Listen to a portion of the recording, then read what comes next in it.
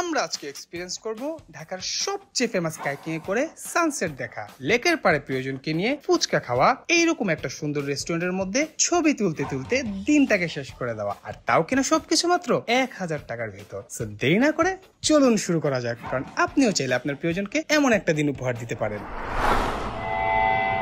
Hello, আসসালামু আলাইকুম, আশা করি সবাই ভালো আছেন।